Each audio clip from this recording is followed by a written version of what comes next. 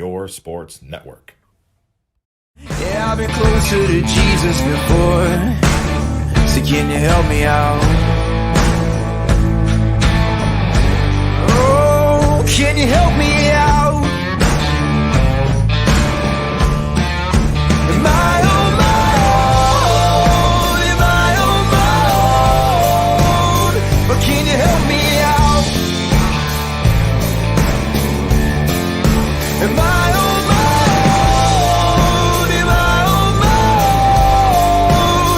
can you help me out? Can you help me out? I've been scared to look in my soul.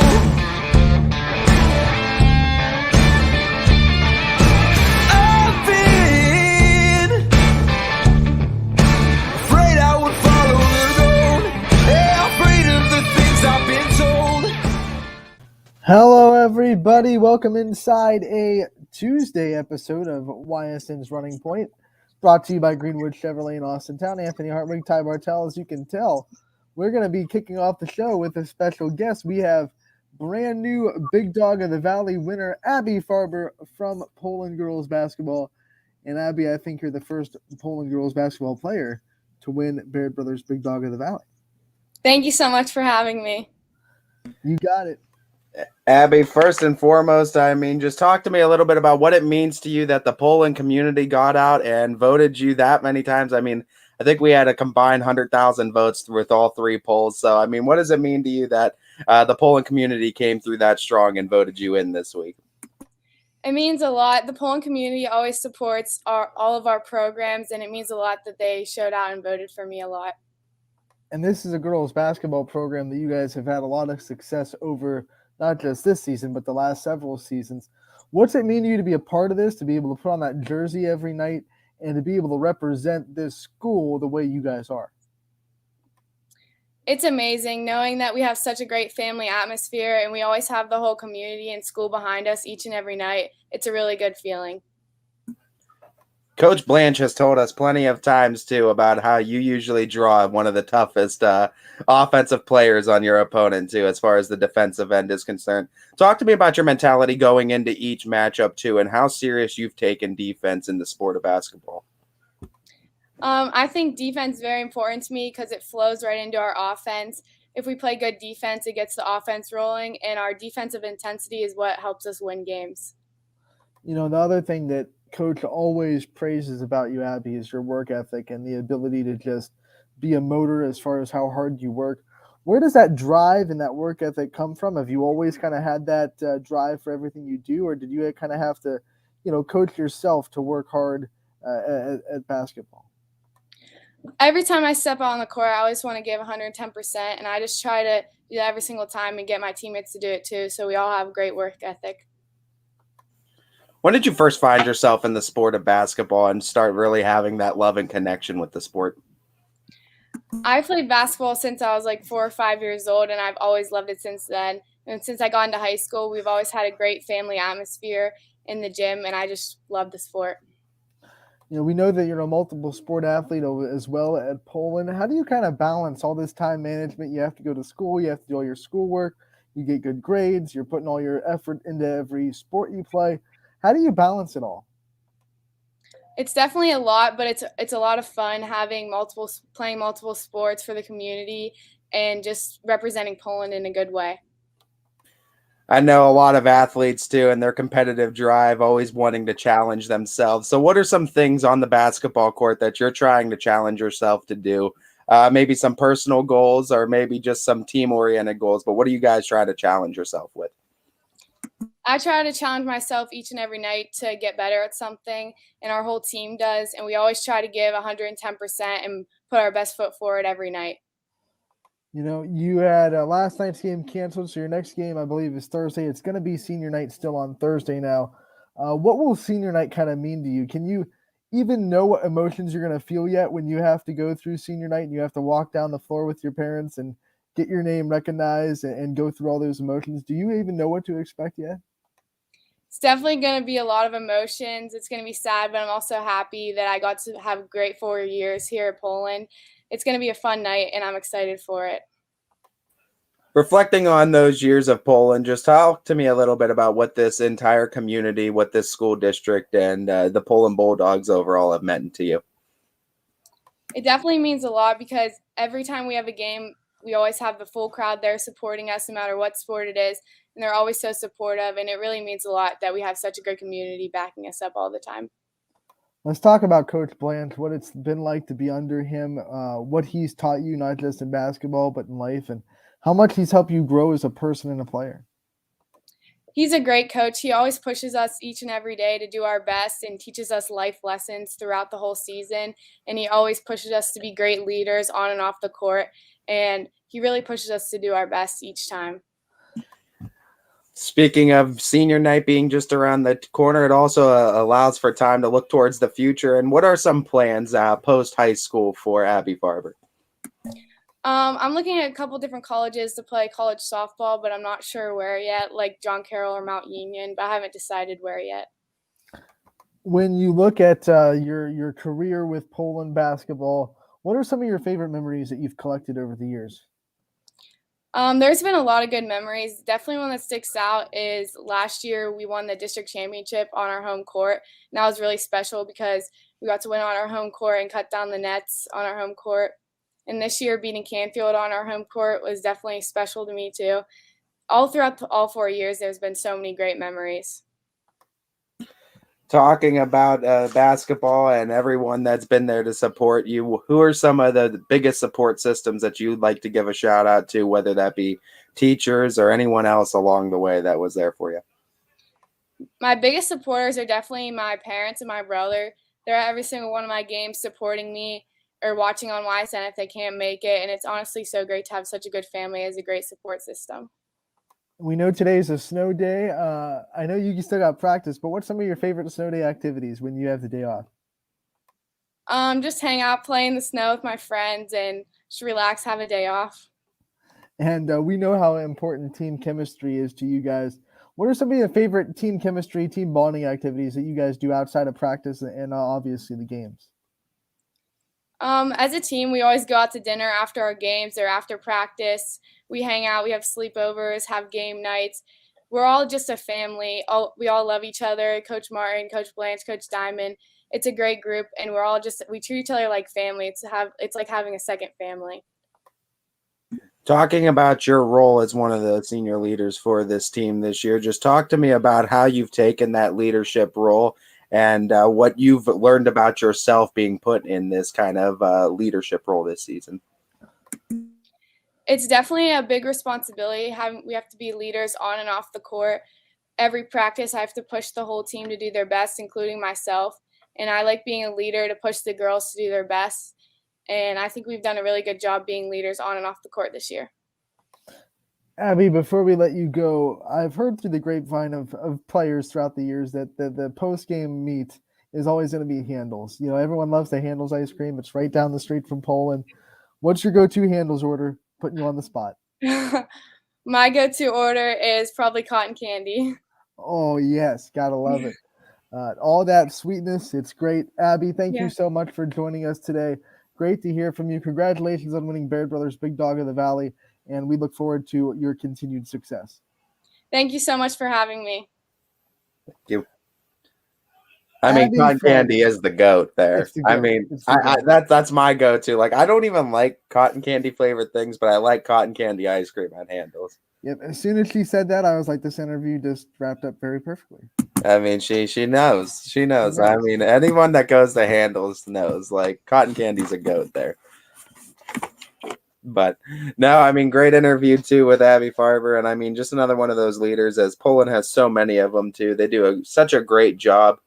And I mean, and Coach Blanche, that whole Poland community, so supportive. Honestly, one of the best supporting communities, I think, for a basketball team, girls basketball team, I think is definitely Poland. Okay, we have a lot to get to today. Obviously, not a ton of results from last night. The snow kind of dampened most of our plans, and most of those cancellations came after our show. They really did. When we were on, we thought, okay, we have a couple of cancellations in state in like Columbiana County. We thought we were going to be good. And then maybe like 2:30 to 3, everyone was like, bam, bam, bam, bam, gone. And I think we had maybe 2 games. I think Girard beat Hubbard, Jefferson beat Niles. But other than those 2, everything else was X'd. Just a big ol' X. Big ol' X. Now we have some games that have been canceled tonight, and we have some games that have already been confirmed that are happening tonight. And then we have a bunch of games that are just kind of in limbo right now. The games that are definitely canceled, not happening. For tonight, we go to all the girls' games that are scheduled tonight are happening. Right now, Talmadge and Fitch has been confirmed. But then you have, Western Reserve at Louisville. That's still on for now. Sebring versus Jackson Milton is part of a boys-girls doubleheader. That's still on for now. And Struthers at Canfield still on for now. Canceled for tonight. Lindsley at East Liverpool, not happening. Austintown Fitch at Cheney, not happening. Columbian at Wellsville, not happening. We have Southern at United, not happening. And Lisbon Valley Christian has been moved to tomorrow already. So has Lisbon Valley Christian will be tomorrow. Southern United will be tomorrow. And then South Range will go to Jefferson tomorrow. Those are the games that are new to the schedule that have been added. And then South Range girls have added a game against Alliance for tomorrow as well. It'll be interesting too, because I think some of these games still need to be made up. I mean, what do you do? I mean, you can't just leave the NE8 in limbo, can you, and not go South Range in Poland? I mean, you got to figure that one's got to get rescheduled. League games, I thought they have to reschedule though. South Range in Poland is rescheduled for Wednesday, February 2nd. Already in the books. I was gonna say, I thought league games they have to make up, so that one has to happen. You can't just leave the NE8 in limbo. Yeah, you try your best, and then if you run out of time, there are some teams that'll play the game even after the tournaments, which I think is kind of weird. Your season's over, but you're gonna go play a regular season game. If it doesn't have any context to the league, I just say, you know what, forget about it. But Poland South Range will be Wednesday, February 2nd. And some other rescheduled dates. Girard at Champion at Girard will be Saturday at noon, varsity only. We're going to have Aaron Gilbert, head coach of those Garfield Lady G-men, on at 1:15 today. That'll be exciting. But Ty, we have just talked to this week's Baird Brothers Big Dog of the Valley winner, but we have new Baird Brothers Big Dog of the Valley nominees. And it's time for our Price is Right challenge, like we do every week, and I lose every week. Yep, you do. You shut up. No one asked. We have boys, girls, and wrestling to get to, and we will start with the boys poll, which can be found at the top of the page. And I believe boys basketball beat girls basketball last week, but wrestling beat both. So now, do we just kind of throw wrestling into the seasonal records? Maybe. I mean, it's kind of hard because they're coming in so late. Coming in Boys hot. basketball did get close to winning it though. Boys basketball with a strong showing the last couple weeks. And it was Trey DePietro, by the way, that won it from Boardman. Boardman got 2 out of 3 because Sean O'Hara won it on wrestling. So Boardman, they stepped up this. They went in there and they grabbed not 1 but 2 of the polls. We will try our absolute best to get Sean and Trey on the show in the near future, and we will definitely, like we always do our best to talk to all of our big dog winners. We just got Abby Farber on a little bit ago. So we start with the boys nominees this week, and we start with Adam Wary, second time being on the list from Springfield. He had 27 points against Ursuline. He continues to rock and roll. There have been a number of games where Anthony Romo had no choice but to interview Adam Wary because it was that obvious that he was player of the game. Sharpshooter. That's exactly what he is. He's a sharpshooter. And he's a huge part of why Springfield's so successful this year. Sharpshooter, and he doesn't even need a scope. No scope required. So he's on the list. And what's our rule? When you break records, you get on, right? Well, when you become a county's leading scorer, you get on. That's just a rule.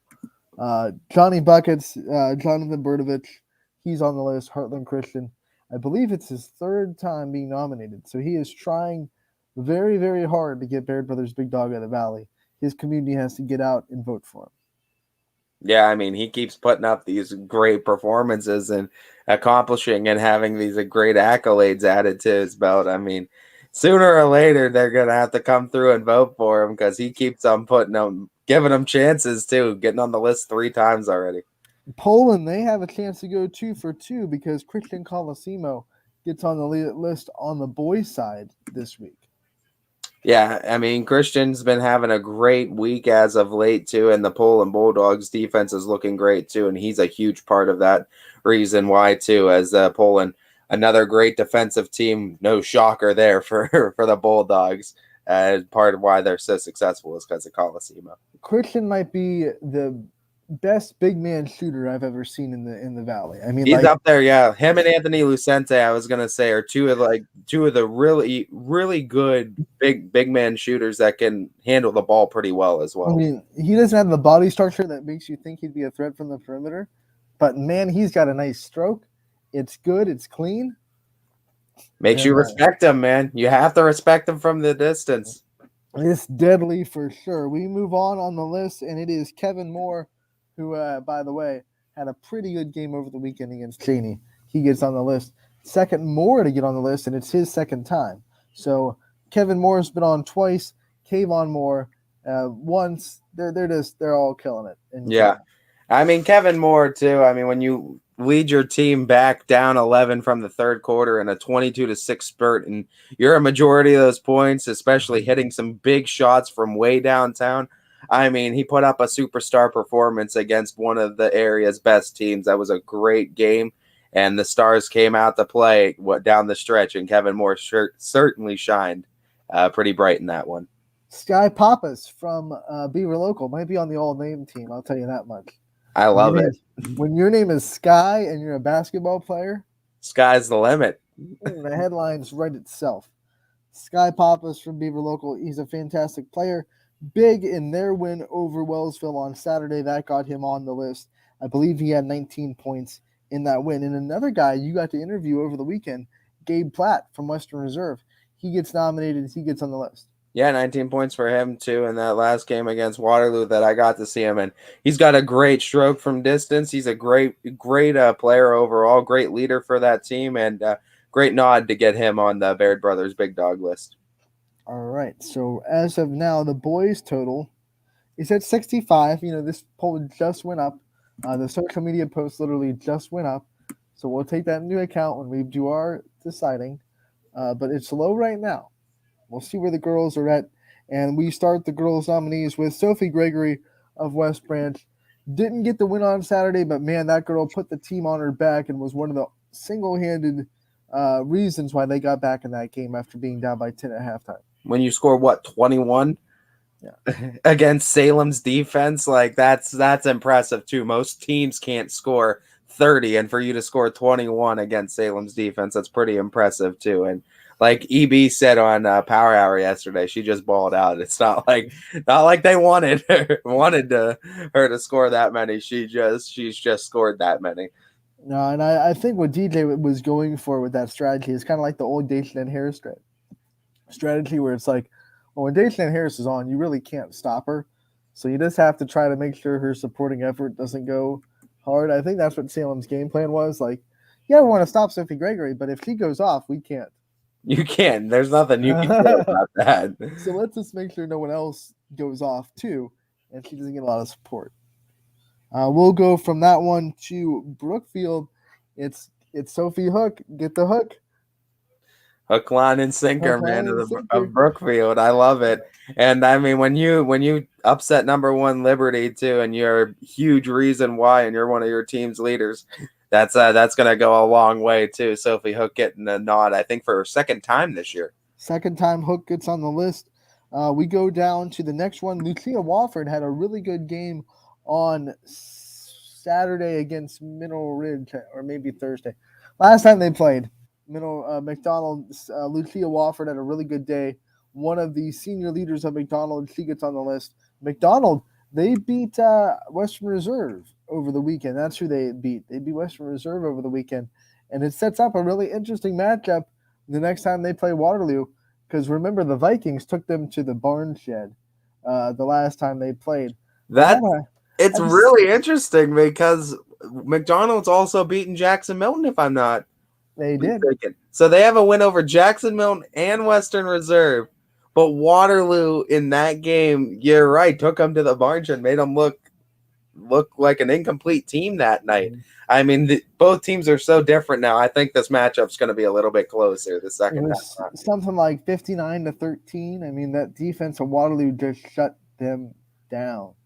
Had no answer too, and I mean, just kind of fell in that hole and just couldn't recover from it. I feel like Waterloo was still in the 40s because we were still saying that McDonald's defense actually played pretty well in that game. Yeah, they did. I mean, it was just Waterloo just shut them down, didn't let them do anything offensively.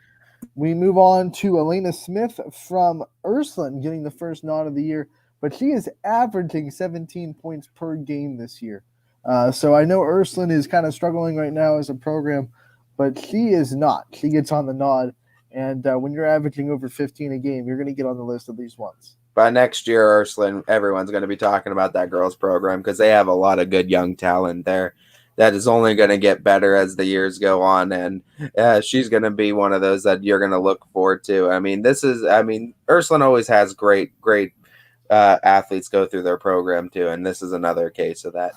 Last but certainly not least with the girls basketball polls, we have JC Mullen, who we hope this lines up with her getting 1,000 points. She is 12 away.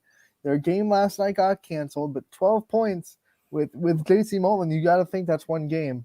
You got to hope at least that's one game. We obviously learned that nothing is guaranteed because Lexi Giles barely got it against Canfield, but you got to be able to think that 12 is a good night for JC Mullen. So hopefully this can line up where if she wins the week that she gets 1,000, and we can add 2 accolades in 1 week for her.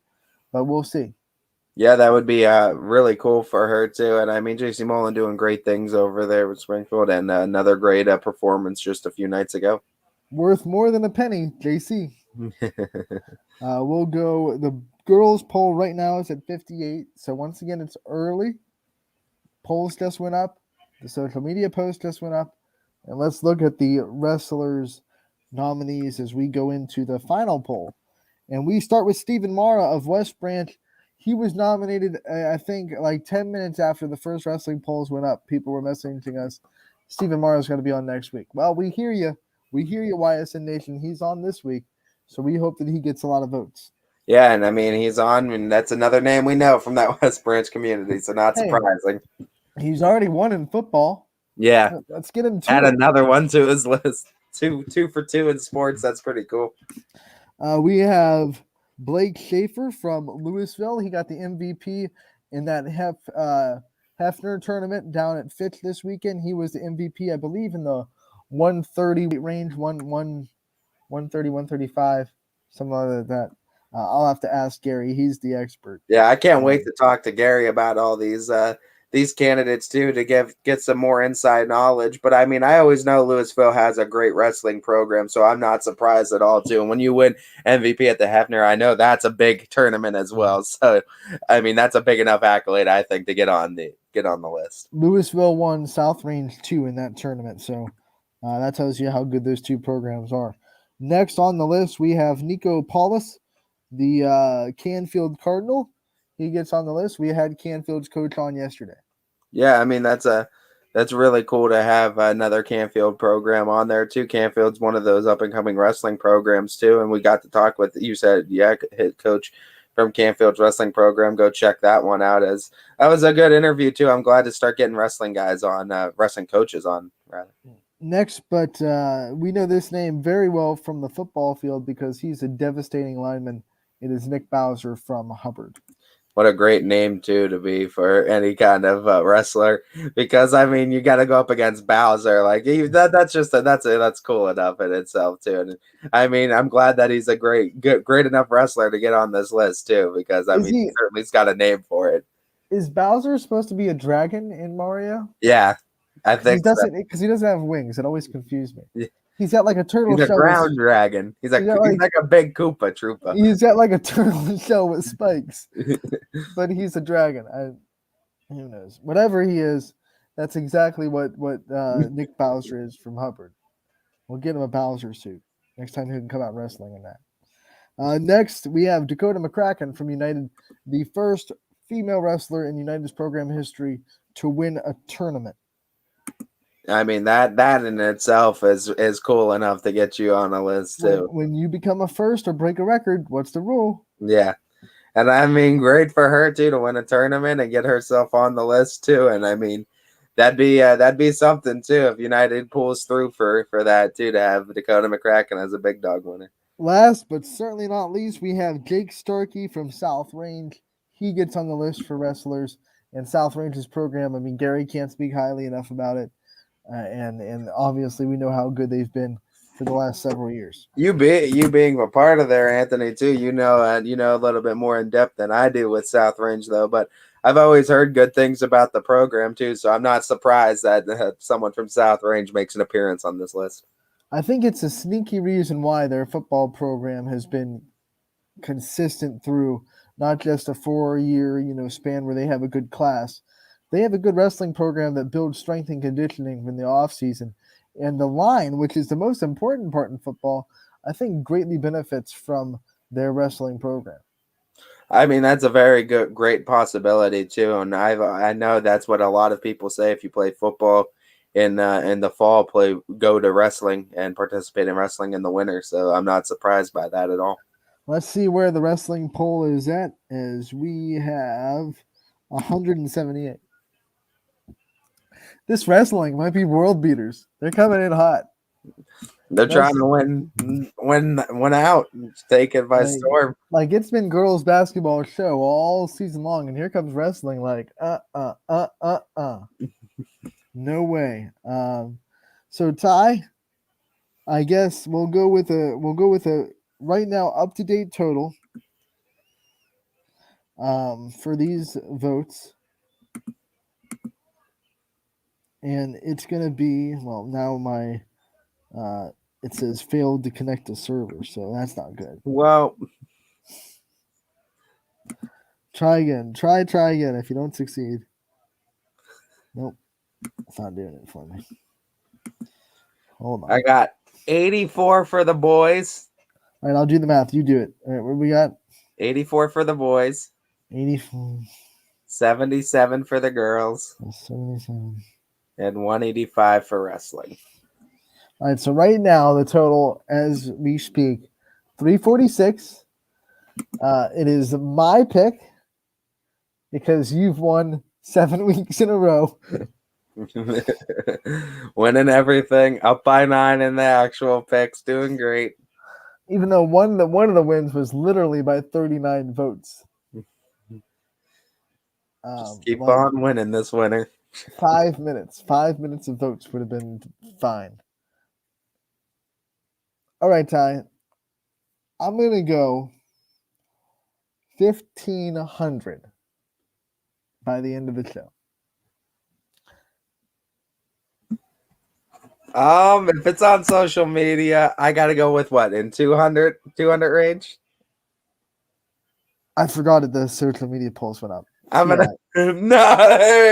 you already gave your total, buddy. I'll go 1,700 comfortably. I hate my life. How did you forget? I found out because of you. You told me during the show.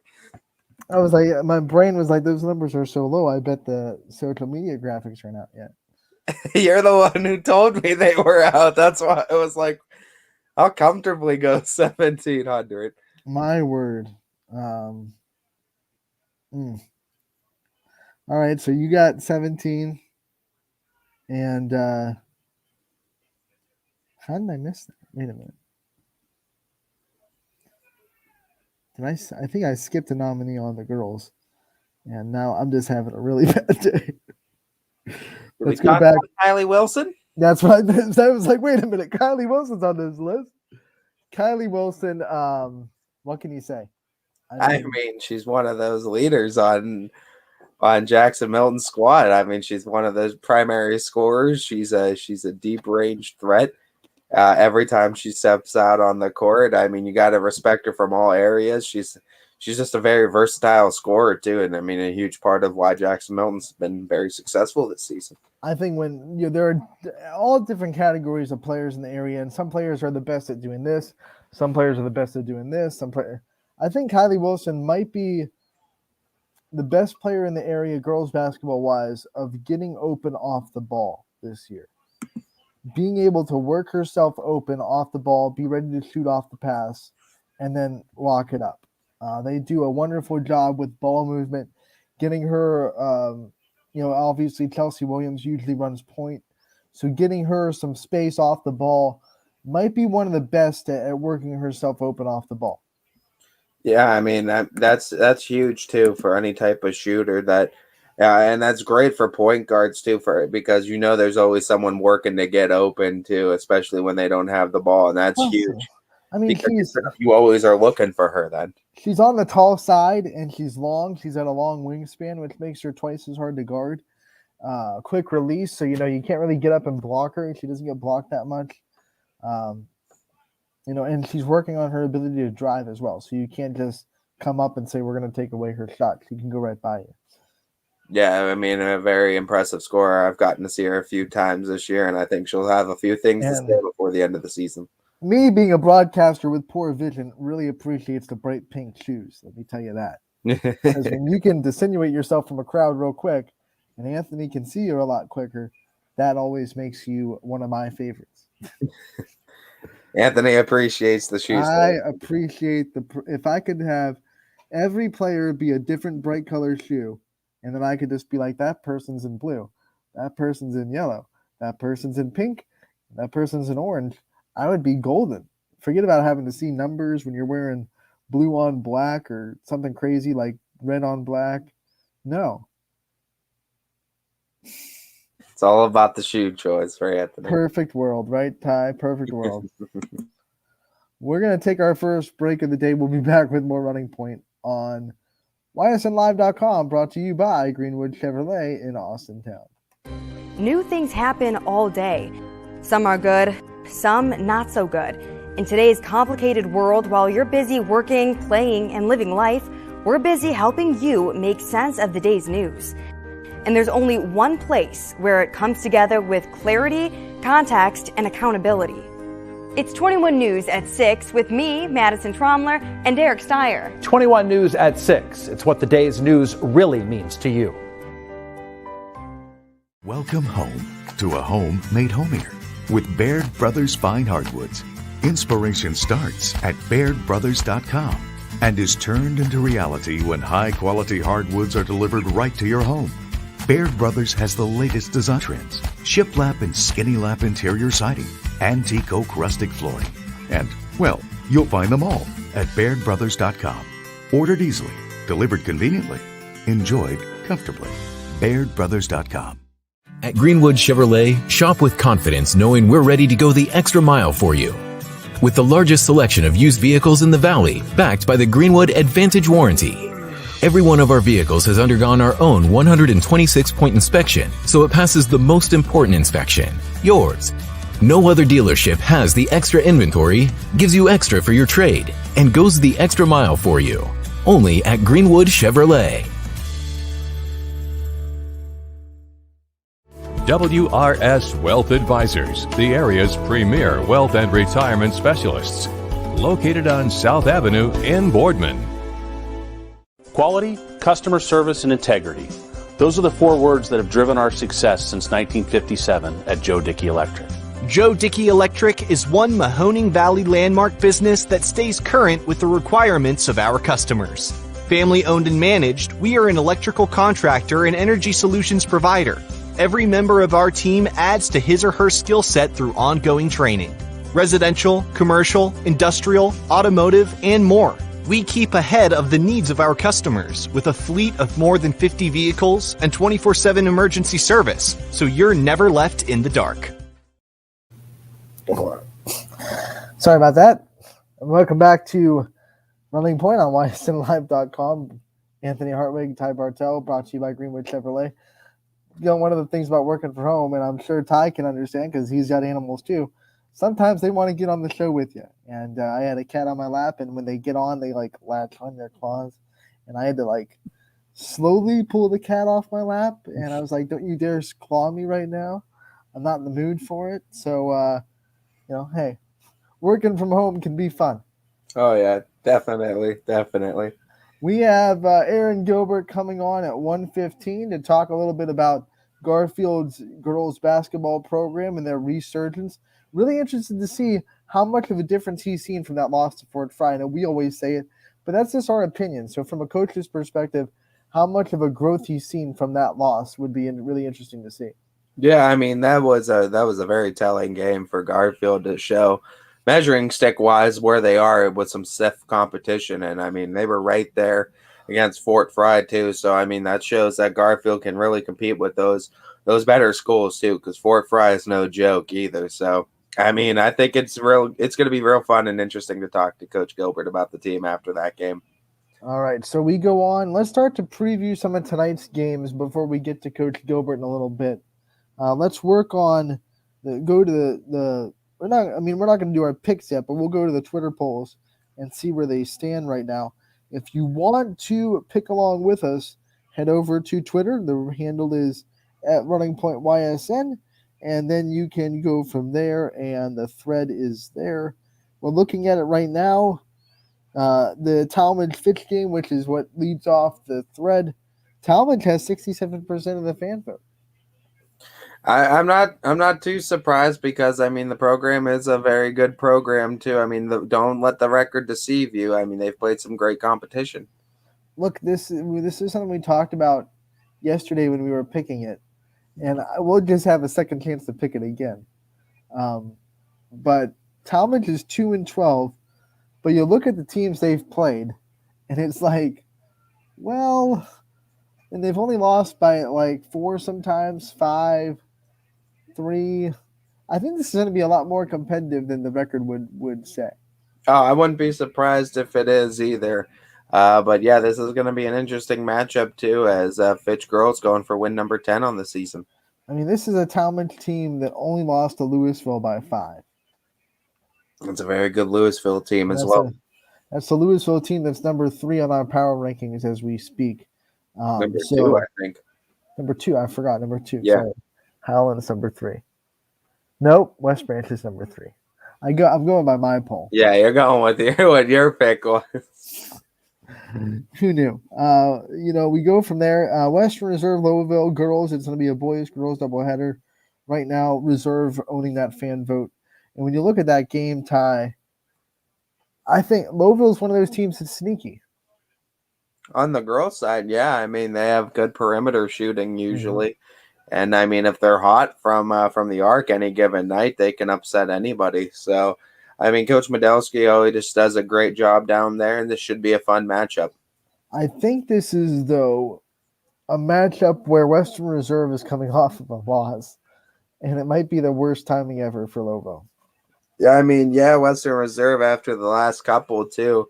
I mean, they're probably frustrated at this point, and they're kind of at that fork in the road of do you sink or do you swim? And this is a game where, I mean, you don't want them taking out all their frustrations out on you, but if you're not careful, they will. We saw what Liberty did to Bristol after a loss, so we know all well that teams can really take out their frustrations hard. Sebring Jackson Milton girls, part of the boys-girls doubleheader. That'll be your game. When you look at that, both boys and girls have 100% of the vote right now for Jackson Milton. You get to see both squads again. I mean, you've seen the Sebring girls before. You've seen Jackson Milton girls. I don't know about the boys, but I mean, you get to see a couple programs again. Yeah, and when I look at the boys program, I mean, we've talked about the girls program. We know what they bring to the table, 7 strong, everything like that. The boys program, we talked to Procopio earlier in the season. There are a lot of new faces, and I think that's why we see them look really good at times. You know, beating Heartland Christian at home with the Aaron Romai walk-off three-pointer. But we also see them kind of dip and do the roller coaster. Yeah, and they got to kind of figure out themselves identity-wise. And there's a lot of new guys that are learning the position, especially when you got younger point guards. It's a little bit of an adjustment period, but Coach Procopio does a great job of keeping these guys competitive each and every game, too. And you can never count out the Blue Jays, especially with that home crowd. They do feed very well off of the support they get from the crowds. When Aaron and Ryan Romine are both hitting pretty well, then Jackson Milton can score with the best. Yeah, I mean, it really kind of flows through them, too. And when they're having hot nights, I mean, they really like Louisville, we said with the girls. I mean, hot shooting nights can upset anybody. I think what they're missing is Bouch inside. Someone in the interior is always nice, too, just having that big body that could bruise down low, box out. You remember Bouch. I mean, he was just he was Bowser is what he was. I mean, it just helps when you have those big bodies down low that are hard to box out that can just secure boards for you. And I mean, he was also a threat to handle the ball as well. He was very unique in that aspect. And having someone like that so versatile down low is very helpful. Valley Christian Lisbon, want to remind everyone it's in the poll, but it has been moved to tomorrow instead of tonight. That is a recent update that we've had. So Valley Christian Lisbon will not be tonight. It will be tomorrow. So then we go to Struthers Canfield. This is a Struthers team that just beat Poland, and Poland beat Canfield. I know that playing those kind of games is kind of asinine, but can Struthers pull this off? Go into Canfield and beat the Cardinals? I wouldn't count them out. I mean, I don't think you can. It's a Lady Wildcat team that's already proven that they can contend with some of the best, and I mean, they've been close in a lot of games. Coach Nieder's doing a great job over there. This will be, I think, a dark horse, very good matchup and one of maybe the best of the night. This would be scary for Canfield because they've struggled in close games, and here comes the Struthers team that all of a sudden maybe can't win this game. Maybe they're not going to win, but they can make this game close. And if you make a game close with Canfield, advantage you so far because the Cardinals have proven so far this year that they're unable to win the close games. They have a lot of trouble with it so far, and I mean, if you kind of control their tempo and control their pace early on, and you don't let them go off on you, that's kind of the key. Is that Canfield's really big on hot starts too, and if they jump you early, you could fall behind almost too quickly, and you can't get back into it. But if you can control that tempo, control that pace that Canfield's going to try to set, you have a good chance of slowing them down and keeping it close for sure. But to your point, I think that's been Canfield's kind of bugaboo. They get off to such a hot start, they lose that flame a little bit. We've seen them give up 2 double-digit leads in the second half so far this year.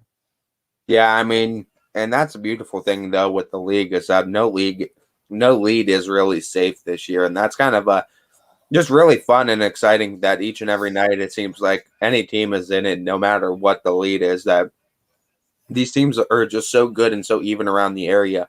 You almost expect them to go on opposing runs. So that's why I'm saying, even if Struthers falls behind 10 in this one, I wouldn't count out the Lady Wildcats and bring it back. And then Faith Stellato has to be coming into this game with a lot of confidence. She hit the game winner. But then you also have Chloe Nieder, who can score really well. I think this is a dangerous game for Canfield. Chloe Nieder's, one of those girls that almost is a guaranteed 20 any given night if you don't make it a point to put extra defenders on her. Look, everyone knows she's their best scorer, even Poland, and she was still able to score 21 on Poland's defense. That doesn't happen, and Poland takes away your best player. They've done that for forever, and they could not take away Chloe Nieder. 21 I mean, that's the mark of a great player too. I mean, she did the same thing with Fitch too. Best defenders on her. She went off and Fitch for 20 plus points. I mean, she's truly something incredible. I can't confirm this. I don't have the numbers in front of me to back it up, but I would guess if you went through Poland's opponents for the last 3 seasons, I'm going to say 3 seasons,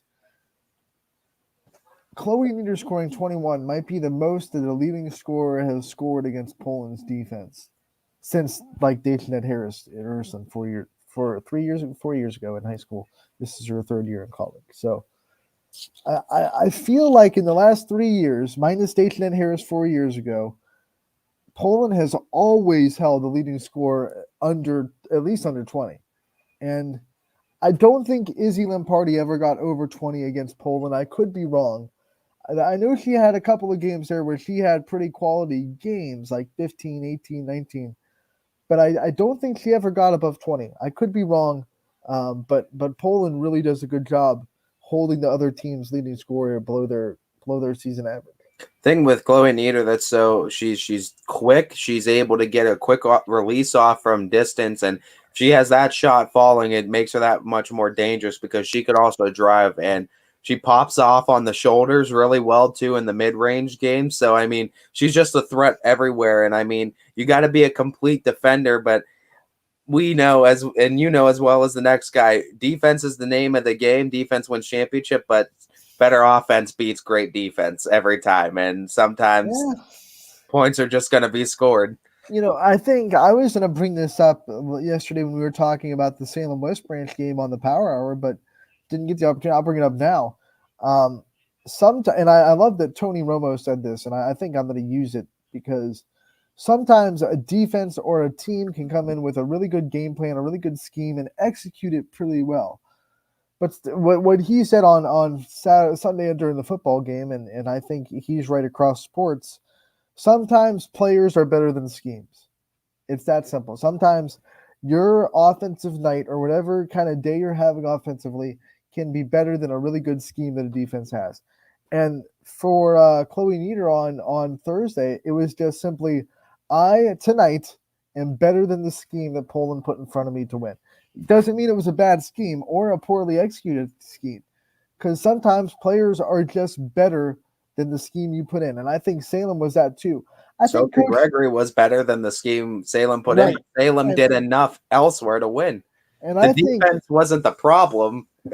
I think on the other end, if I'm Walter Shields and I'm coaching West Branch and you put that roster in front of me and say, with this roster, how would you beat Salem? Like, how would you game plan Salem?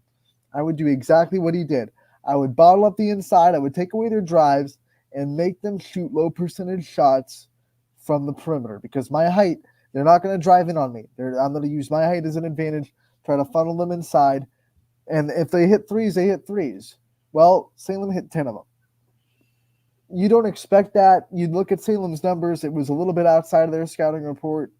Props to Salem for hitting them. But West Branch had a really good defensive plan, and it's proof that sometimes the players and the day they have can just be better than defensive schemes. Well, I mean, that's just a perfect example. I mean, Poland had a great defensive scheme still. Chloe Nieder was better than it that night. Struthers just happened to win.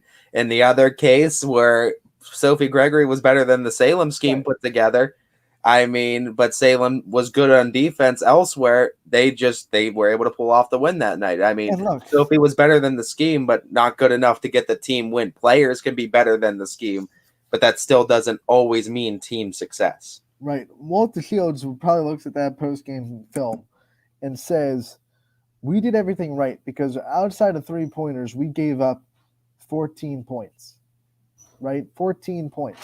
So outside of 14 points, they scored 30 from the three-point line. You don't account for that. And then how many of the 14 were at the free throw line? Right, so it's like you did your job. Probably held up under 10 from inside the arc. Right.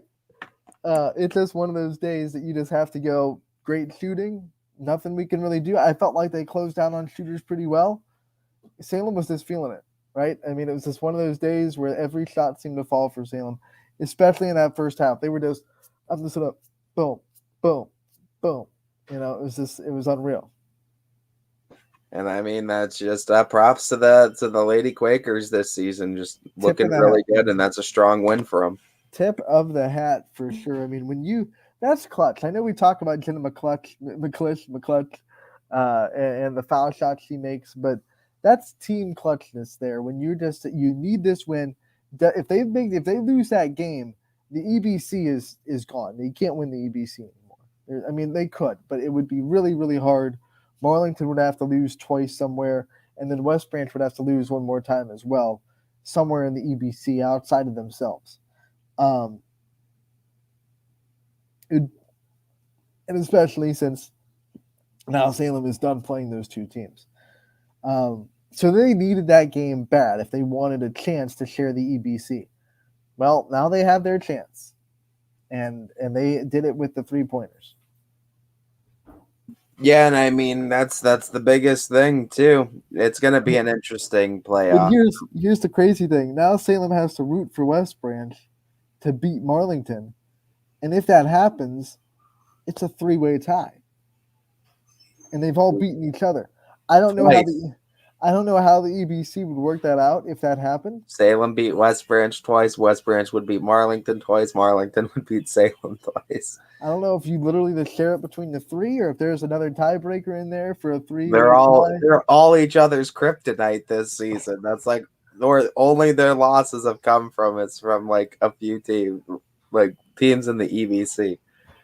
At that point, then insane. And yeah, outside of Marlington and West Branch, I mean, Salem's only losses are to Marlington, but West Branch has a loss to New Philadelphia and Canfield.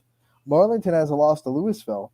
Yeah. So both those teams have losses outside of the EBC. Salem doesn't. So, I mean, that could be a boost for Salem, and they could say we won the EBC, but I don't know what the EBC league actually does with that. We'll see. I can't wait for the tournament.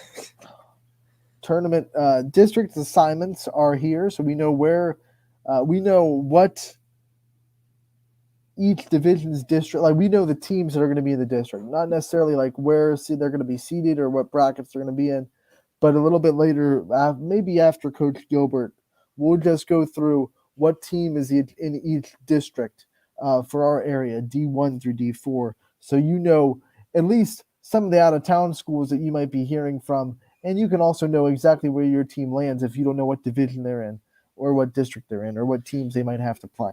So we'll go over that in a little bit. But let's get back to some of these matchups because we got sidetracked talking about Salem and West Branch because it was such a good game. Latonia East Palestine boys basketball, both programs kind of need a win. This is going to be a good game. Yeah, and these are always nice games to see too, as it helps build programs too, and both kind of in the same boat. So this will be an exciting game to see too. One of these programs get another win on the season. Oh, it's gonna be great. I think it's gonna be a program booster for both these schools. And the last time they played, East Palestine got the win and the Bears didn't. So now it's at East Palestine. We'll see how that goes. Struthers at Hubbard. This is a boys basketball game. I think this is one of those ones we talked about it yesterday over the weekend. Hubbard's starting to get a little bit more competitive. They're starting to figure things out. They didn't get the win on Friday, but they got a lot more competitive than they have been. Struthers can't let loose. I mean, it's a game they should win. It's a game on paper they're a better team, but I think Hubbard's starting to turn into one of those teams that if you don't show up can beat you. Yeah, absolutely. And Wildcats need to take care of business if they want to come away with the NE8 now with just, I think, one loss in it. I mean, they've taken care of business to this point, just that one loss to Girard, but they're going to need to keep pace in it. And really, South Range helped them because they got Girard off their heels. Because, Girard beat them, and then Girard all of a sudden, they're one game back, and they have to play Girard again. So Girard was in the opportunity to tie with them if everything went right.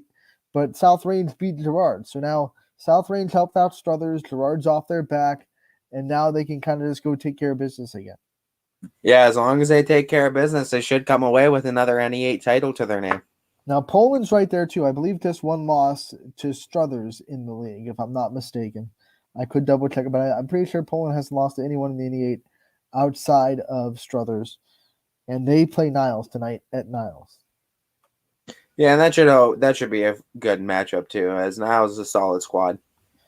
So that'll be fun to see. Once Niles is like Hubbard, they're starting to put things together, starting to be a little bit more competitive as the season goes on. We're seeing a lot of teams like that started the season and you were watching them going, ooh, this is going to be a rough year.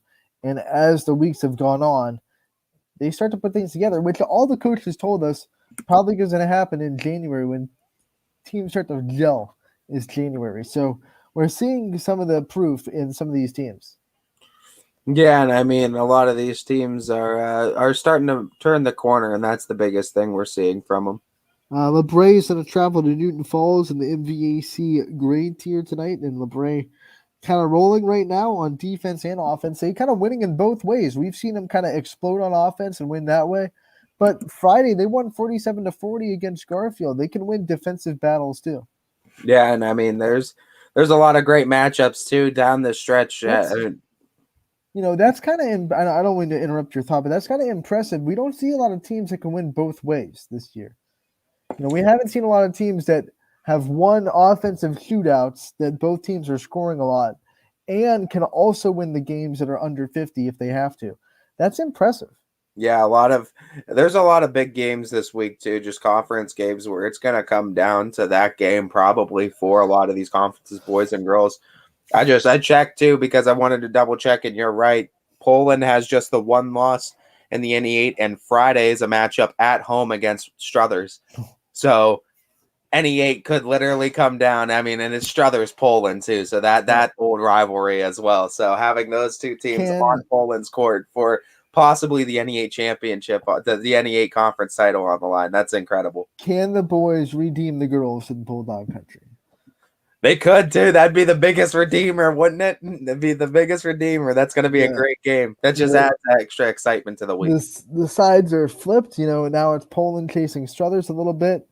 Can Poland flip the tables on the boys to girls side of things? They both got to take care of business, but I mean, if everything goes as planned on paper, that's the matchup we're looking for on Friday, unless someone throws a wrench in this whole thing. And we know that can happen because the Struthers girls did it. I mean, no one kind of expected Poland to lose that game, and everyone thought that it would be Poland can win against South Range and be in lead, and South Range can win and just tie. No one expected that game to come down to winner takes first place, period. And, Struthers threw a wrench in it. Now, Hubbard or Niles have an opportunity tonight to throw a wrench into that game too. If one of them does, it's going to revert back to if one team wins, they can tie. If the other team wins, they take a commanding lead. Yeah, and then I mean that drastically changes it because like you said, if Poland or Struthers lose, then you're just playing for a tie. Then at that point. But I mean, you kind of you won everything, but we know the wild world of sports can change things in an instant, but we'll see. If they both lose, I'm just going to throw my hands up in the air and say chaos. Absolute chaos. That is absolute chaos at that point. So we go on, we'll preview some more matchups here as we have Marlington going to Salem. Interesting. I know Salem fans are all about the social media, but this game is 50-50. And Marlington's a really good boys basketball team that just beat Louisville 66 to 47. They beat them by 19. I don't remember what the exact score was. Marlington's got a solid program in both boys and girls basketball usually. The fans are coming out 50-50 on the fan vote. We have LeBray Newton Falls, Western Reserve Louisville boys after the girls. It's the boys-girls doubleheader. Western Reserve's won 4 in a row. Yeah, and they're really putting things together. This will be a good battle between teams. And here comes Louisville for the first time on the power rankings, and Western Reserve's looming there. Kind of like the Grim Reaper, just like, ooh. I mean, Western Reserve, they win out. There's some great opponents that they could topple, and they could get a really good tournament draw. And heck, they might even make an appearance on the power rankings if they start taking down some of these teams on their schedule. So I think that's going to be a sneaky fun one. The fans don't think though. The fans have Louisville 100%. Louisville's looked really good, and a lot of people buy into that one fact that they are the one team that's taken down Camel Memorial this season.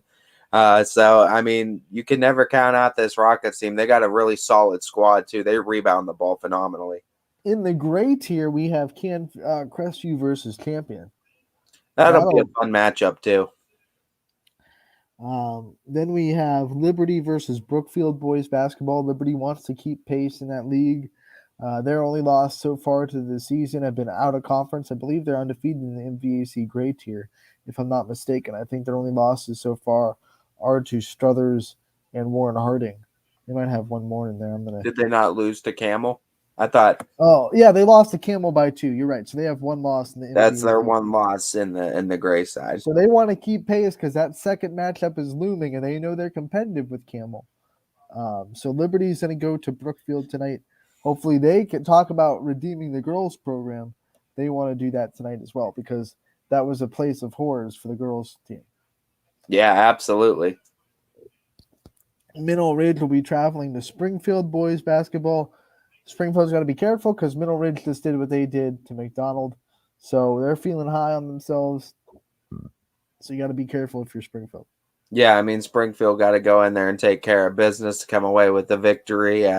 But if you're not careful, we already seen the Rams surprise some teams this year. Howland traveling to East as of now. Garfield traveling to Camel as of now. Those both games are 100% in the fan vote. McDonald Waterloo. This one, McDonald trying to bounce back after a loss. Another scrappy Waterloo team that doesn't have a great record, but has some really good talent. It'll be a fun matchup between these two teams, as I think they'll be very entertaining to watch tonight, as both teams have the ability to go off on offense. And last time it was a close matchup, I expect the same here. Here's another interesting one inside the NE8 too. Lakeview at Girard. Now Girard has been looking really good all season, but they got exposed a little bit against South Range. Can they bounce back and have a good game against a Lakeview team that we've seen beat some quality opponents this year? Yeah, time in and time out, Lakeview's looked really good too. So this is another one of those sneaky good matchups, I think, for the night that can really go either way. I think the maturity of Girard's team is going to be tested tonight because we know last year 3 wins. This year they've grown a lot. They've definitely improved from last year a lot. How mature are they? Can they bounce back from a really tough loss that maybe they expected to win and get their mind right, refocus, and go into a home game against Lakeview and get the win? I have all the confidence in the world in Coach Hannon. I think he'll have them ready, but it's going to be interesting to see how they rebound after a loss. Yeah, it is going to be interesting. I'm excited to see this one tonight. And then we go Lake Center Christian at West Branch. West Branch escaped 2 close games over the weekend against Canfield and Carrollton. They keep finding ways to win. Drew DeShields and Jackson Hendershot keep just drilling home really good performances and finding ways to win. Yeah, I mean, West Branch is a solid program too, and they're proving that again this season. I'm not surprised at all that they're doing what they're doing on the court. Well, that's because Jackson Hendershot is one of the best players we've ever seen come through that program, and you can actually legitimately say, because it's backed up by the numbers, he is the best shooter that has ever come through that program. Yeah, I mean, with a list of accolades under his belt from that program, I mean, hard to disagree with that one. With a name like Hendershot, you better come and be the best shooter in your program, right? I mean, that just leaves it right to itself. The headlines write themselves. We have Ursuline is going to be traveling to Warren Harding tonight too. Can Ursuline bounce back? They had that game locked down against Springfield and gave it up late. Warren Harding, a good team. They beat Struthers on Saturday. I mean, this one's going to be a turning point to Ursuline's season, I think. It's a very 50-50 game, I think, tonight, too, because both teams have really strong athletes, really strong programs, and really good defenses. So it's going to be a fun matchup tonight, I think. I get the sneaky feeling that if Ursuline keeps this game under 65, they win. Possible. I mean, Coach Gunther will tell you if you hold teams under 50 with his program, he expects a lot of wins with that. And I think with a team like Warren Harding, that 50 moves up to 65 because you just know their offense comes to play. But I feel like all the Warren Harding's wins have been when their offense is rolling on all cylinders. And I feel like 65 is a good number to say we're throwing them off a little bit. So maybe Ursuline's offense won't be able to get 65. I don't know. But I think like 60, 65, if it's under that, I think Ursuline has a good chance. Yeah, it's going to be interesting, too. It's definitely going to come down to defense, I think, tonight. Well, yeah, I mean, defense and then timely scoring for Ursuline, in my opinion.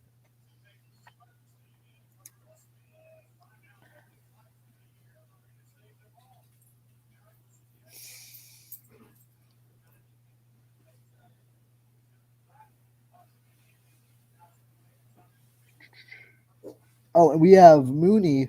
By the way, Mooney boys, their game tonight has been canceled. They were supposed to travel to St. Thomas Aquinas. We just got that update about half an hour ago from their Twitter account, so that game is not happening. Mooney at St. Thomas Aquinas has been canceled. Yeah, we expect some games to come through and some games to get canceled throughout the day. So just stay tuned, and we'll keep you guys up to date. And we don't want to forget about Louisville because they play a lot of teams, like we've said during the power rankings, that are not a part of YSN. They kind of get lost in the shuffle. But this one, if you know basketball, you know how good this is going to be. Louisville, Maslin Jackson in Maslin. Oh, I wish we could be at this game. Yeah, that one's definitely going to be a fun one. I'm excited to see the results from that one as Louisville looks to take down another great program. Polar Bears, Leopards. Who has the upper hand? That'll be a fun one. Maybe it'll be Snow Leopards tonight. Hopefully it'll be Snow Leopards with all this weather we've had. Some Snow Leopards. By the way, we want to give a shout out to Howland's Anthony Masoudi, who was on the Baird Brothers Big Dog of the Valley list last week. He has broken the 3-point record at Howland as a junior. Incredible. And that's missing a year, too.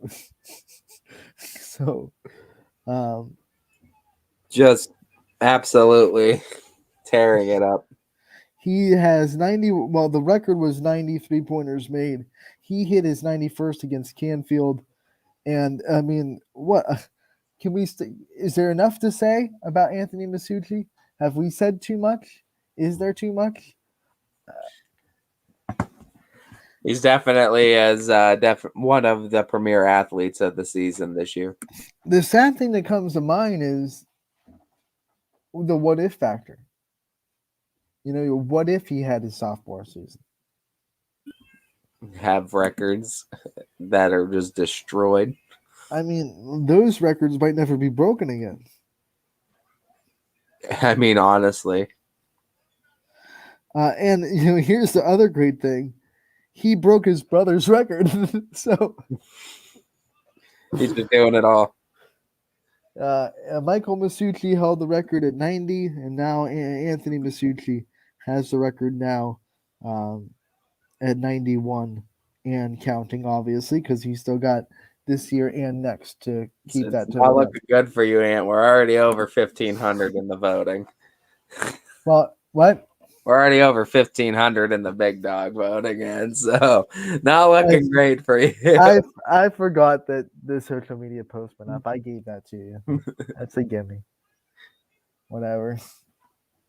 My competitive juices hurt, but at the same time, I'm like, well, that's just a bonehead mistake by Anthony. Anthony deserves to lose. Come through big. They're coming through big. Wrestling coming through big. 1,500, and you're such a tool. Oh, that's upsetting. We're going to take a break, and when we get back, we'll be setting up our interview with Aaron Gilbert of Garfield Girls Basketball on Running Point, brought to you by Greenwood Chevrolet in Austintown. When looking for home design inspiration, don't just be inspired, be Baird inspired. Whether new or remodeling, Baird Brothers has the latest trends like shiplap to refresh your home. Go from inspiration to installation with our wide selection of in-stock American hardwoods. From the rustic charm of antique oak to the warmth of traditional cherry, Baird Brothers has what you need to make your home inspiring. Baird Brothers, our family's heritage, your family's home. For a great vehicle and a great experience, come to Boardman Mitsubishi today. As always, our full lineup of Mitsubishi models comes with a standard 10-year, 100,000-mile powertrain warranty. Boardman Mitsubishi, your hometown Mitsubishi dealer since 1999.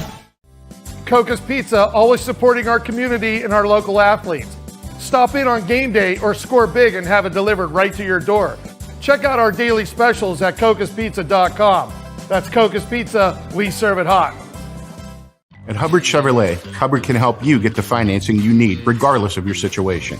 I'm Tony Page, and I've helped thousands of customers in Northeast Ohio and Western Pennsylvania buy a vehicle. Visit HubbardChevy.com to get pre-approved. Remember, folks, Hubbard can help.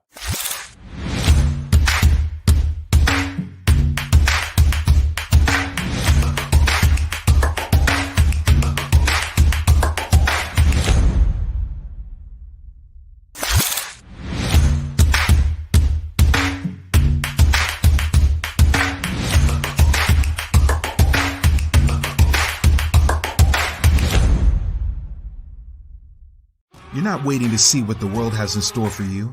It's more about what you have in store for the world. All you need is the opportunity. All you need are the resources of a large university and the advantages of a personalized academic setting where you can experience new worlds in the arts and sciences, business, and education and make them your own.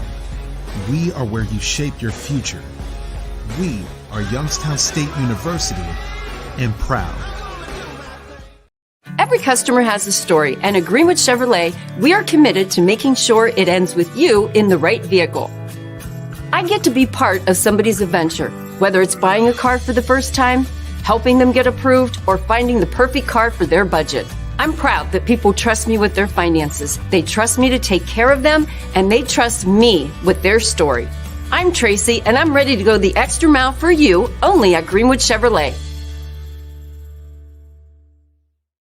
Working with your family can be stressful at times, but because they're family, you know that you're going to get a loving, honest answer, even when things don't make sense to any problem. Dealing with Medicare can be confusing and overwhelming. That's why here at Myers Family Insurance, we do our best to give you honest and caring answers to all of your questions. Family, like Medicare, isn't always perfect, but when you put others first, the results can be amazing. For all your Medicare needs, call Myers Family Insurance.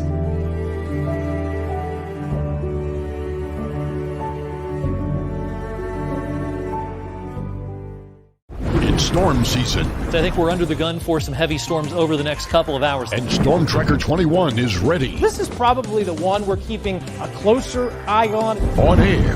And locally, we're going to have a lot of eyes on our area. Online. All right, let's talk high-risk futurecast and the timing of this weather. On social media and on our app. Notice we'll have scattered showers on Thursday. Stay ready with Storm Tracker 21. The severe weather threat now through around sunset this evening.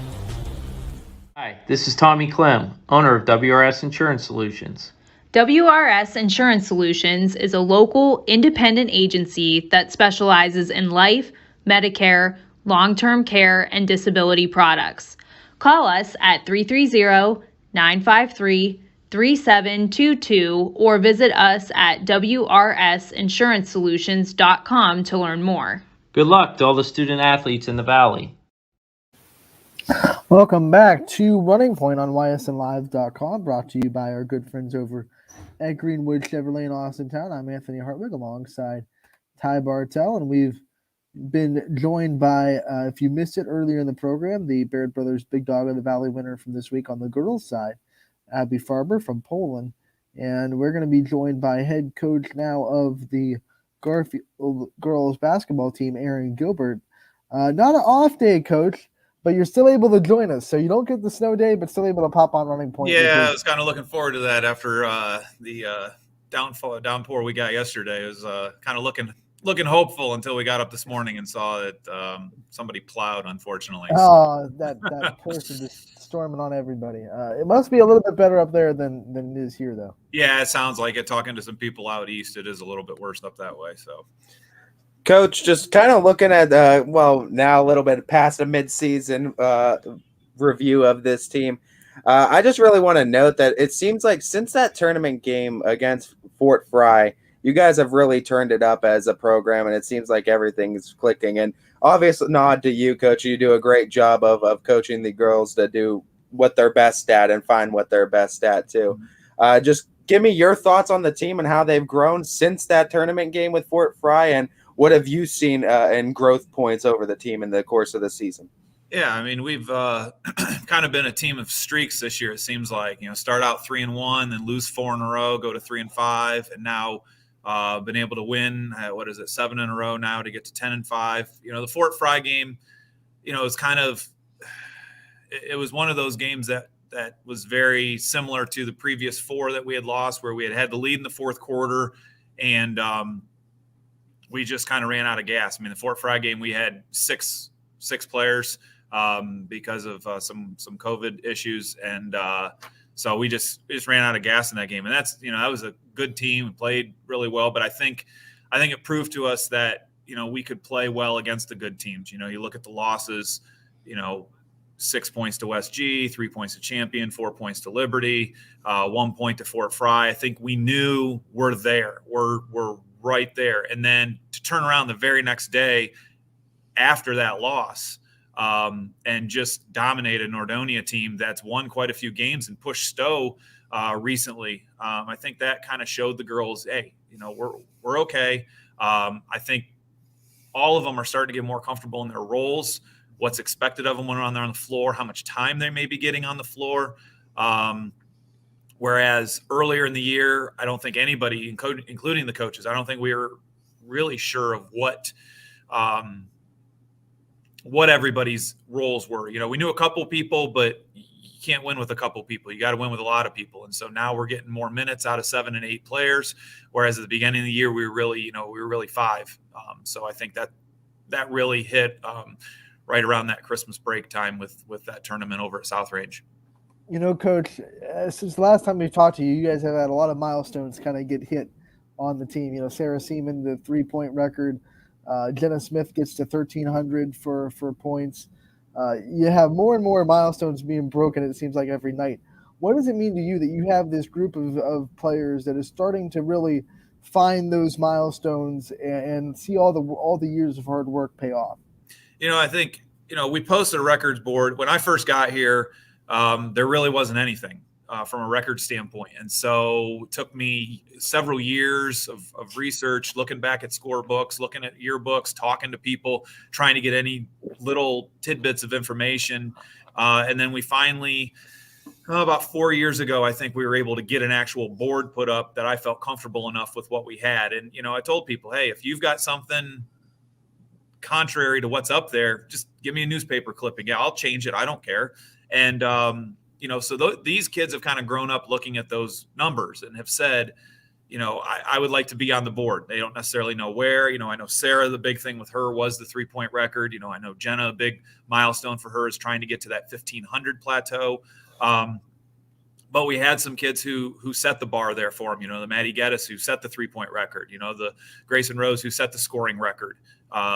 Grace Mills who's got some records up on the board as well. These players have set records, and I think it becomes a good target to look at. That's one of the things that our girls do when we go to visiting schools is if they have a record board, they're looking.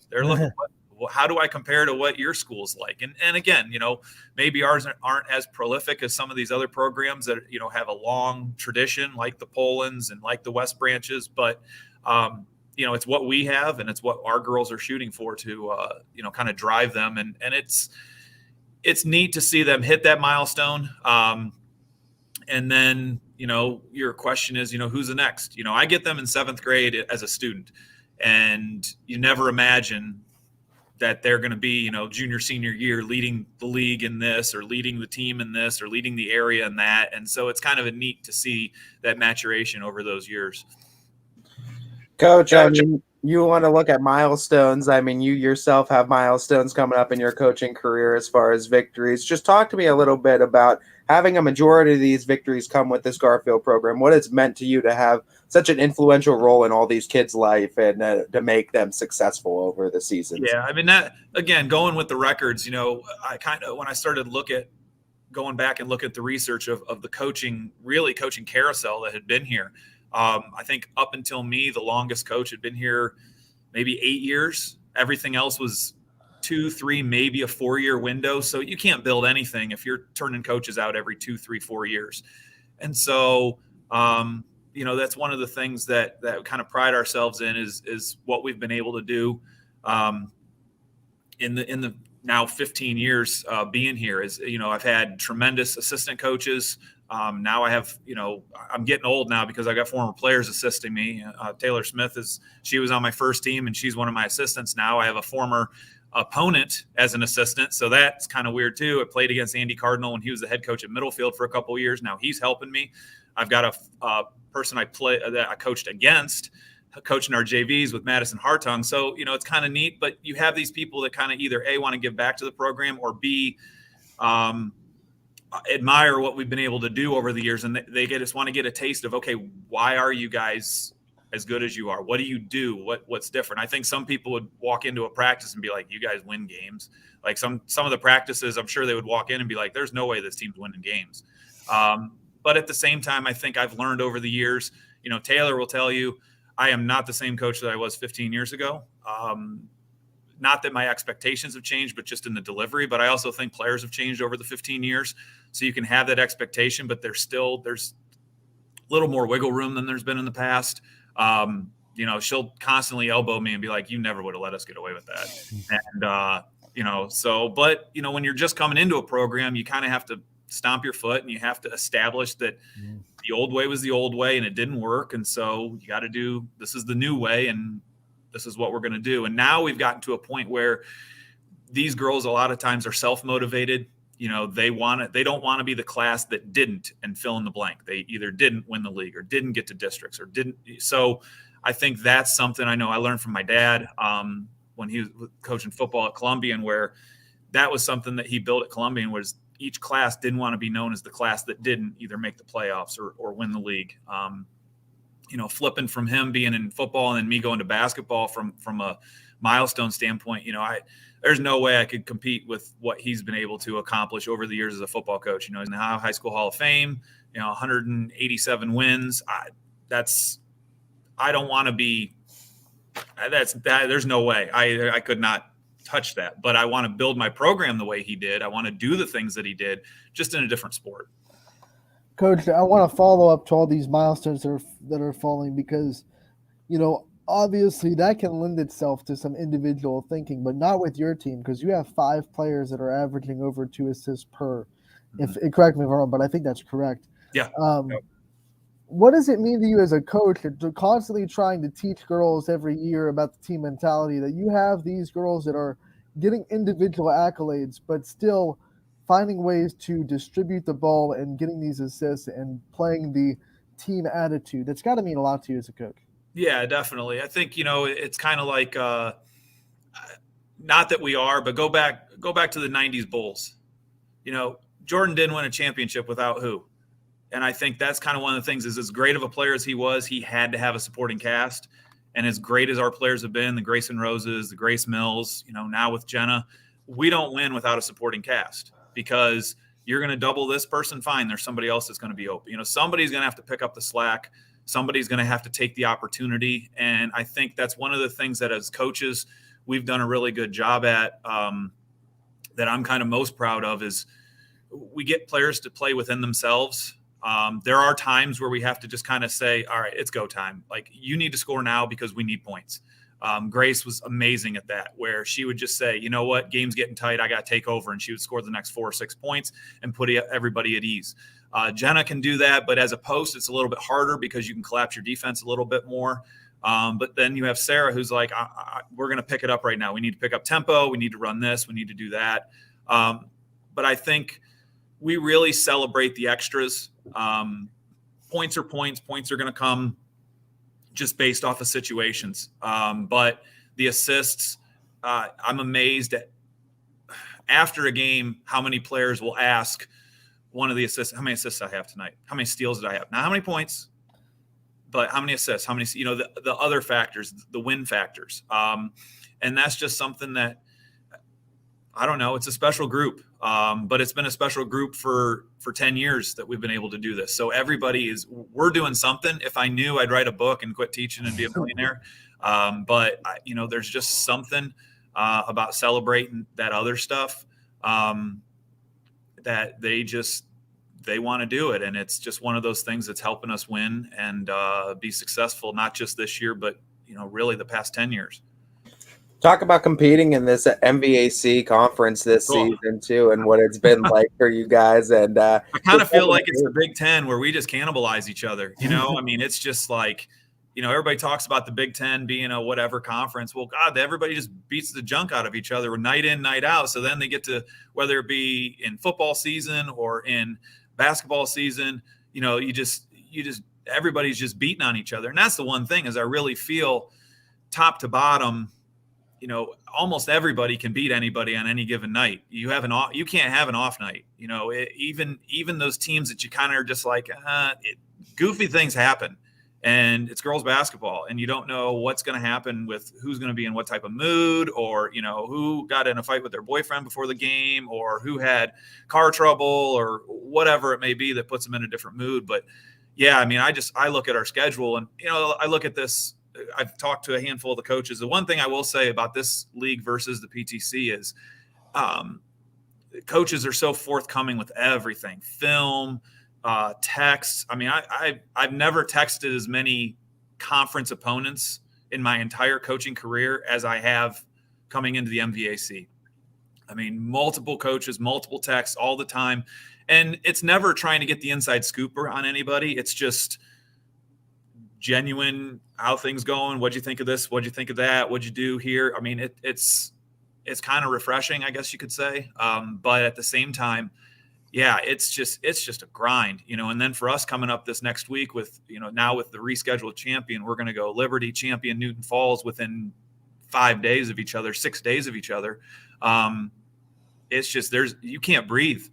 Like you can't enjoy a win sometimes. You just I get some slack from my assistant coaches like, hey, we just won. You got to enjoy it. And I'm sitting there going, we got Champion tomorrow, or we got Liberty tomorrow, or I'll enjoy it when it's over. But right now it's like, you don't have time to sit back. That Brookfield win was awesome, but then we had to turn around and, get ready for LeBray coming in 2 days. So, and even looking at the district draw, my God, I mean, I've talked with a couple coaches, and it's like, you could make an argument for 5 different teams as a 1 seed.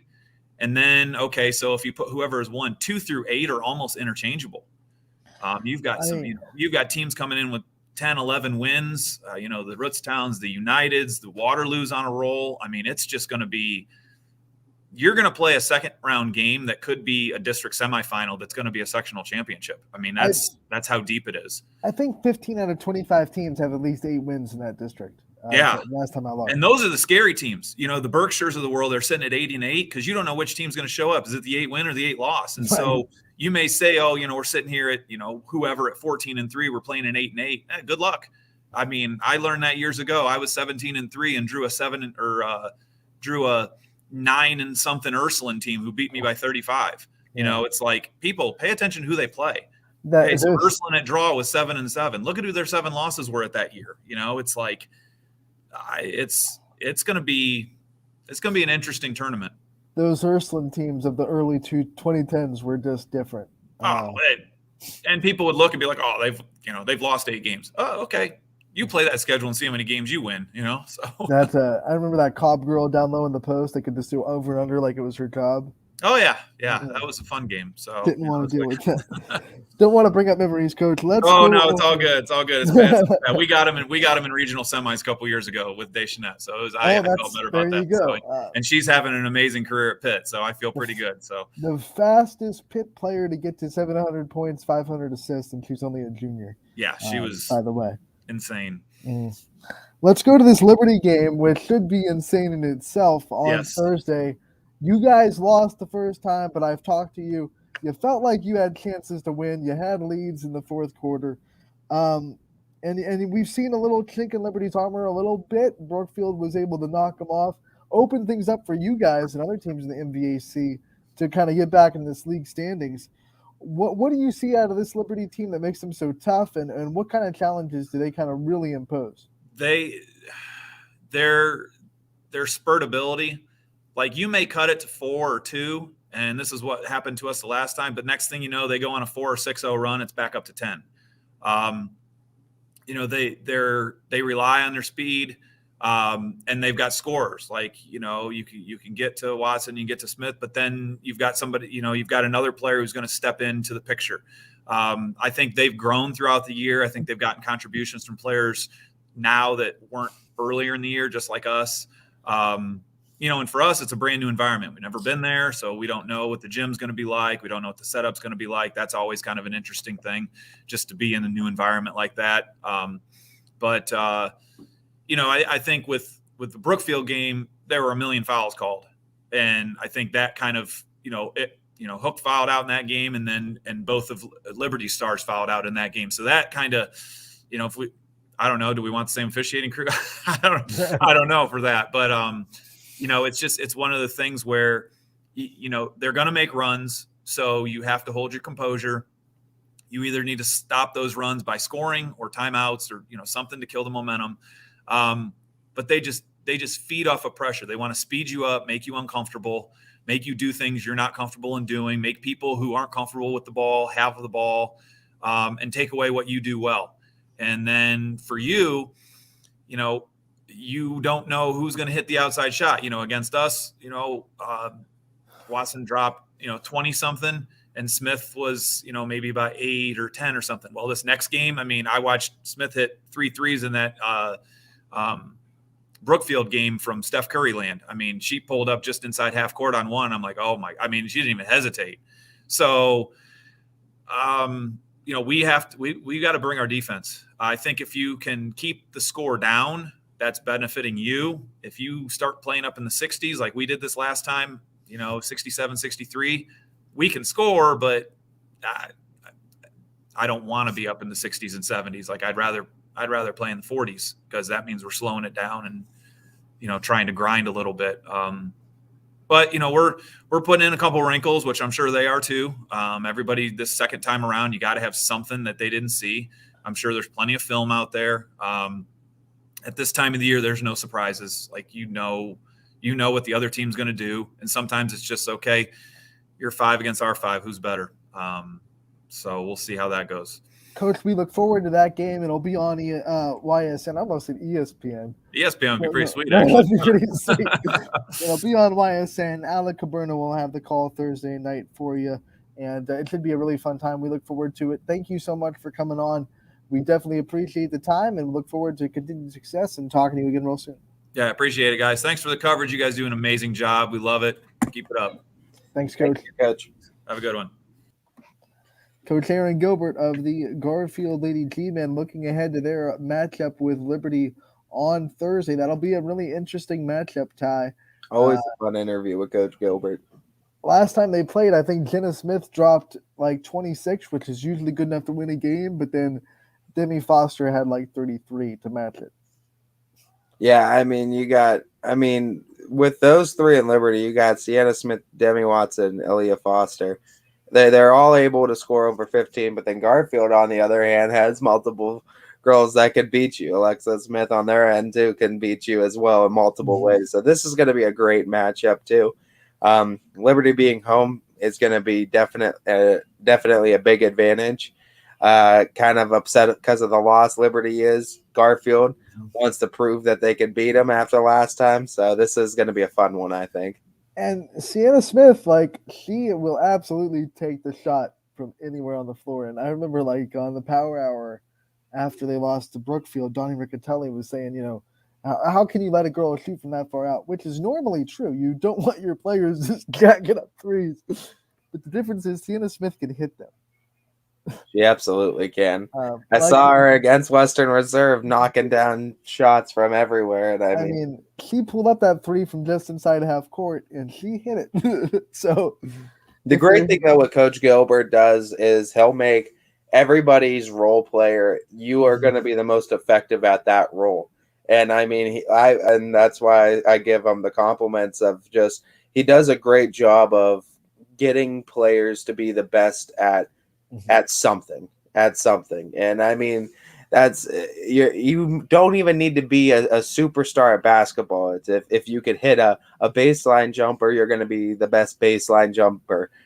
You're going to be the best at that baseline jumper. You're going to get the best at that point. And that's why he makes these teams so effective, because everyone has a role and everyone's the best in their role. And by the end of the season, come tournament time, Garfield always has a great team. Good thing you didn't comment that while Gilbert was on. You don't want to be picking against the coach. Yeah, Impractical Joker stars over here just jumping on. We had Joe yesterday and Sal today. They love it. They love it, Ant. All right, before we get to our picks for the night, let's go and look at these district assignments for girls basketball and where each team, what each district will look like. Now, this is not seeding. This is not in any particular order. These are just the teams that everybody has to vote on. So I want to make that clear. This is in no order. I believe it's actually alphabetical order. This is not seeding. The seeds haven't been placed yet. The voting is this week, and the bracket polls are on Sunday. So next Monday, we'll know where every team is seated and where they're going to be playing. But for right now, we're just going to go over what teams are in what district. All right. So this is Division I, the girls basketball district in the northeast side. So these are the teams that everyone will vote on as far as record-wise to see who gets the top seed and who gets out of the district.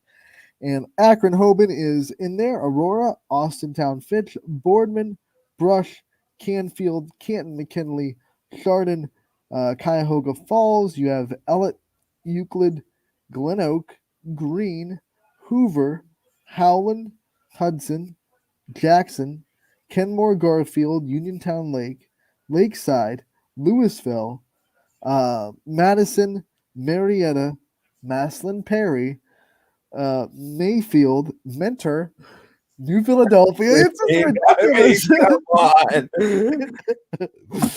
Nordonia. Garfield knows all about them. They beat them at South Range. North, Akron North. And then you have also Eastlake North. You have Riverside, Solon. You have Stoneman Rose Falls, Willoughby South. You have Theodore Roosevelt, Walsh, Jesuit, Warren Harding, and Maslin, Washington. Oh my God. Is Division I a gauntlet? All you have to, the one seed's going to be Hoban. Everybody knows that. I mean, you can just put Hoban at the one and everyone in the else. YSN coverage teams, the best team that has a chance against Hoban out of those ones, I got to go either Howland or Louisville. I have to say either Howland. I have to say Howland because they played them. Yeah. I mean, that's going to definitely help. I'd say Howland or Louisville is definitely the two teams under YSN coverage, I think, that have the best chance at going up against them. And you know what you got to hope for is you got to hope that one of our teams gets the 2 seed and doesn't even have to worry about Akron-Hoban. It's a way late, and maybe Akron-Hoban slips up. I mean, anybody could beat anybody. Because, hey, look. Joe Gatto's now. There he is. Two of the practical jokers on now. Because, I mean, if you can, you want to avoid Akron-Hoban's district at all costs. Absolutely. I'm not necessarily a fan of dodging teams, but that's one you want to dodge. Let's go to D2 and look at what teams will be voted on. Once again, this will break into 2 districts. 1, 2 usually go into different brackets. They don't have to, but they usually go into different brackets, and then you just decide from there who you want to play. Once again, no one in no particular order. The seeds haven't been set yet. This is alphabetical order. This is Division 2.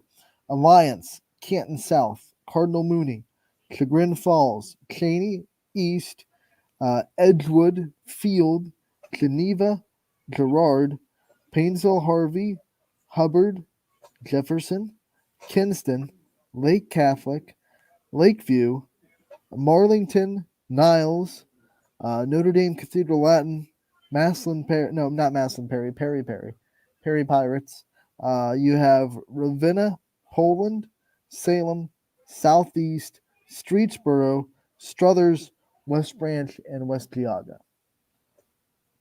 I'm looking Salem, Marlington, and West Branch in that one that are going to be very tough in that. I mean, you look at Salem, Marlington, West Branch, and Poland. Poland, yeah, that's right. I forgot you said Poland. That's going to be tough. But any one of those 4 could make it out of that one. And then outside of YSN, you can't forget about Perry, who won the district over to Salem last year and then beat Poland in the regionals. So you have Perry in there, and West Geauga is the team that Poland beat in the district championship. So those are 2 teams outside of the YSN coverage map that you can't forget about. Yeah, that should be a fun Division 2 matchups, though. And I'm also kind of looking at one of the teams that can really be sneaky good outside of the YSN coverage map, and it's Kinston. I mean, Kinston will be a rather high seed as well. Yeah, so no doubt. That's the teams that'll be in Division 2. Let's quickly go with Division 3 and see what teams will be in here. Oh, I clicked on 2. Division 3 will be, this is once again, no particular order. It's alphabetical. Seeds haven't been placed yet. And I want to make that very clear so people don't think we're reading off seeds. Berkshire, Brookfield, Champion, Columbiana, Conneaut, Crestview, Crestwood, East Palestine, Garrettsville, Garfield, Grand Valley, Kirtland, LeBray, Liberty, Camel Memorial, Mineral Ridge, Mogador, Pymatuning Valley, Rootstown, South Range, St. Thomas Aquinas, United, Ursuline, Waterloo, Wycliffe. That's insane too. I'm obviously looking at Waterloo. I'm looking at Liberty in that one. I think those two are going to be fun to watch, try to fare through that. I mean, Champion's another one. Brookfield's in there. There's a lot of good teams in D3. You look at this district, and I have the records here, thanks to our friend Chris Ziegler. Liberty's 14-1, Rootstown's 11-4, United is 11-4. United's in there too. Columbiana is 11-5. Columbiana's good too. Kirtland is 10-3. Brookfield's 10-3. Pie Valley is 10-4. South Range is 10-5. Garfield's 10-5. Waterloo is 9-1, excuse me. Champion's 9-3. LeBray's 9-6. Mogador is 9-7. Berkshire's 8-8. Crestview is 6-8, and then you go down but you have 14 of the 24 teams have at least 8 wins in that Division 3 district. Very impressive indeed. And now it's on the coaches to decide where they're going to seed all those teams. Yep. Good luck to that. We'll round out our conversation with Division 4. Once again, no particular order. Seeds have not been placed yet. Cannot stress that enough. Badger, Bristol, Cardinal, Chalker, Lisbon, East Canton, Heartland Christian, Jackson Milton, JFK, Latonia, Lordstown, Lowville, Maplewood, Matthews, McDonald, Newton Falls, Sebring, Southern Local, Springfield, St. John's, Valley Christian, Wellsville, Western Reserve, and Wyndham. I'm looking Jackson, Milton, Springfield. Heck, I might even be looking at Western Reserve by that time comes around. I mean, all those 3 teams in Division 4 can definitely compete still, I think, especially with the schedules they've played. Bristol will probably be a top seed. They're still 12-3 on the season. Cardinals pretty good. This still going outside of YSN seems to watch out for. East Canton is going to be a top seed. Remember how good they were last year before they eventually lost to Western Reserve, and I believe that was the district championship game that you called. So East Canton will be up there. The Wizards for girls basketball, Hornets for everything else. Gotta remember that. Yep. So that'll be a good district. Once again, the tournament draws this weekend, and on Monday we should know what the seeds are and where everyone is going to fall. Should be exciting by then. All right, Ty, we got about 15 minutes to get our picks in. We've already talked about all the games, so I feel like we should just be able to go boom, boom, boom, boom, boom on these picks. Let's go to the Twitter thread and see if the fan votes have changed at all. Once again, you can go to Twitter, and the handle is @RunningPointYSN, and you can vote along there. We have, what do you want? You want to, no one really won last night, so you just want to have the coin toss again and make me defer or take? Yeah, jump ball me, I guess, and then just got we'll figure it out then. Yeah, what's that? So it's jump ball you, and the first pick's Thomas at Fitch. So do you want it or do you want to give it to me? I'll take it, and I'll take the Lady Falcons in this one. All right, I'll take Fitch as well. 33% of the fan votes only taking them though. How much is going to be tough? Girls basketball, Western Reserve versus Lowville. Reserve has 75% of the vote. I'll take the Blue Devils. Yeah, I'm taking Lady Blue Devils as well in that one. Also, girls basketball, Sebring going to Jackson Milton. 100% of the vote goes to Jackson Milton. What do you got? Yeah, I'm with the Lady Blue Jays on that one. We go from that game to the boys' action in that game. Sebring versus Jackson Milton. Once again, Jackson Milton with 100% of the vote. I'll take the Blue Jays. Yeah, I'll take the Blue Jays in that one as well. Middle Ridge versus Springfield boys basketball. Tigers have 100% of the vote. Who you got? I got the Tigers. Me too. I'll take the Tigers as well. We have Valley Christian and Lisbon has been moved, so that one's not happening. Struthers versus Hubbard. Boys basketball in Hubbard. I'll take Struthers. Yeah, give me the Wildcats. Liberty versus Brookfield. This one's in Brookfield, and the Leopards have 100% of the vote. Give me Ty. It's your pick. Yeah, I'll take Liberty. I'll take Liberty as well. Fairport Harding at Wyndham. This is boys basketball.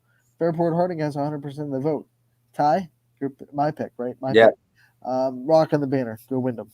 Yeah, I'll go with Wyndham too. They look good in that Badger game. Western Reserve Louisville boys this time. Now the Rockets have 100% of the vote. I'm going to go with Louisville on this one. I'll take the Rockets as well. Marlington and Salem and split 50-50. I'll take Marlington. Yeah, I got to go Marlington on this one. Latonia East Palestine. Split 50-50. It's your first pick. Give me the Bears. I think they get redemption after the last one. Yeah.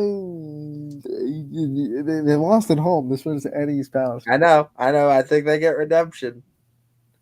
It's been a crazy year. That's why I'm just saying. I'm throwing it out there. I'm going Bears. I'll split with you here. Give me East Palestine. Bulldogs at home. Struthers versus Canfield. This is a girls' game. Canfield leading the vote 100%. I will take.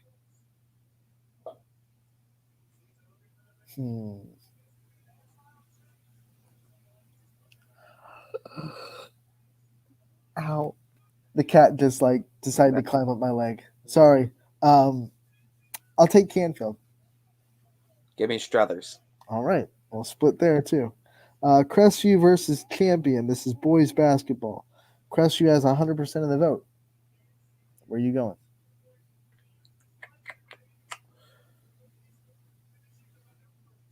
Give me this one's tough. Give me Champion.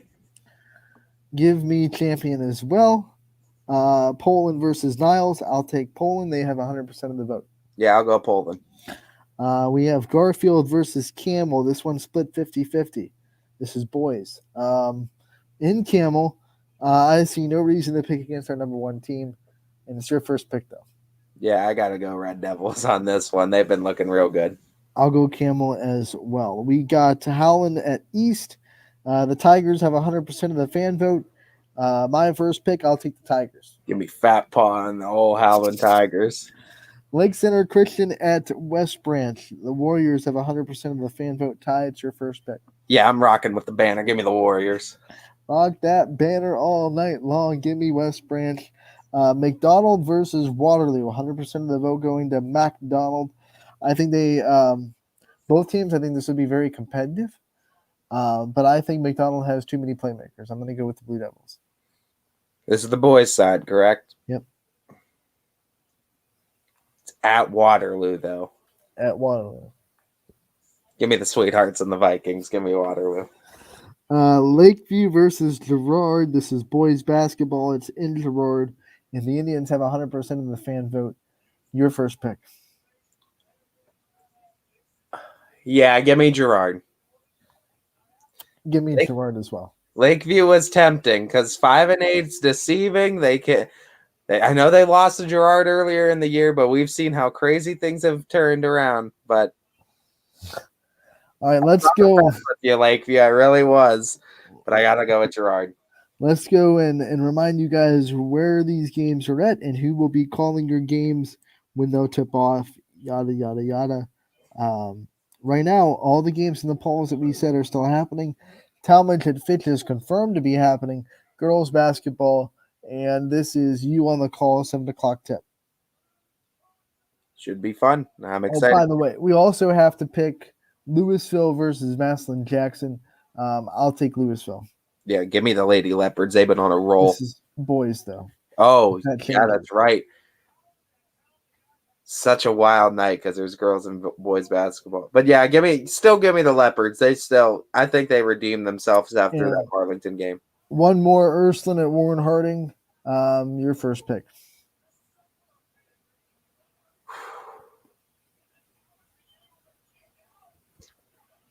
Give me Harding.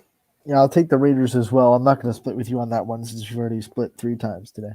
So, Talmadge at Fitch, 7 o'clock tip. Ty will be on the call. Western Reserve at Louisville. This is a boys-girls doubleheader. Girls at 5:30. Eric Hughes will be there for both games. They'll both be on YSN. Once again, another boys-girls doubleheader. Sebring at Jackson Milton. I will be there on the call. Sebring at girls at 5:30. Boys at 7. For that one in Jackson Milton. Struthers at Canfield, 7 o'clock tip. Richie Giuliano will be there for you. We didn't split on any girls' games. So we go to the boys' games. Crestview at Champion. Larry Scragg will be there. Not happening, but not on the network, but happening. Fairport Harding at Wyndham. And then you have Garfield at Campbell Memorial, also happening, but not on the network. Those are both 7 o'clock tips. Howland at East will be Ian O'Brien on the call. That one's 7 o'clock. LeBray at Newton Falls will be taken care of by the school. 7 o'clock tip there. Michael will be at West Branch for Lake Center Christian at West Branch. You have Lakeview at Girard. That's Noah Ricks on the call there. 7 o'clock tip. Latonia at East Palestine. Tim Figley on the call there. Liberty at Brookfield. 7 o'clock tip. Matt Morrison will be on the call. McDonald at Waterloo is happening. Aaron Mosier's yellow on our schedule, so he might be there. We don't know. Middle Ridge at Springfield. Noah Doty will have the call there for the Tigers. Dom O'Brien will be in Niles for Poland at Niles. I will be once again Sebring, Jackson Milton. Struthers and Hubbard will be called by the tandem back together again. Jamie Thompson and Anthony Romo back together. Western Reserve at Louisville boys will be Eric Hughes, and then DJ will be in Salem for Marlington coming into town in Quaker Country. Yep, as it should round out a good night of basketball on the network. Excited to get back to it after that pesky snow took out a lot of games last night. Ty, we split on McDonald Waterloo. Yep. We split on East Palestine and Latonia. East Palestine, Latonia, and I feel like there was one more. There was one more, boys, one in there. We always lose this. It was right after East Palestine, Latonia. It was like one of the couple games after, because that was the first split, I think. Well, the couple games after was McDonald Waterloo. I think it was Struthers, Canfield. The girls? You took the Struthers. Wildcats? Okay. Struthers. So we split on the girls, Canfield, Struthers, and we split on the boys. Latonia, East Palestine. Latonia, East Palestine, and then we split on the boys for McDonald Waterloo. Yeah, McDonald and Waterloo. So go Blue Devils, go Cardinals, and go Bulldogs. And I'm saying, let's go Bears, let's go Wildcats. As a Tech fan, you won't hear me saying go Bulldogs too often, so you better soak it in. Oh, you love your Poland Bulldogs. It's hard to say. I usually just say go Poland. I keep the Go Bulldogs. Poland. But now, exciting night on the network. Stay tuned, too. We'll have Casual Sports Podcast to follow, Power Hour right after that, and then all the coverage kicking off as early as 5:30 on the network. We're taking a 22-hour break. We'll be back tomorrow from 12 to 2.